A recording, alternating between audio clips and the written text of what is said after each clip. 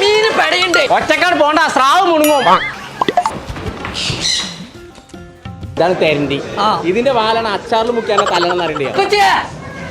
ഇതെന്താ വിയറ്റ്നാം കോളിന് സ്രാങ്കും വട്ടപ്പുള്ളി ഇരുമ്പ് ചോണൊക്കെ വരാം. അത് കുഞ്ഞാപ്പൂനെ കണ്ടോ? കുഞ്ഞാപ്പോ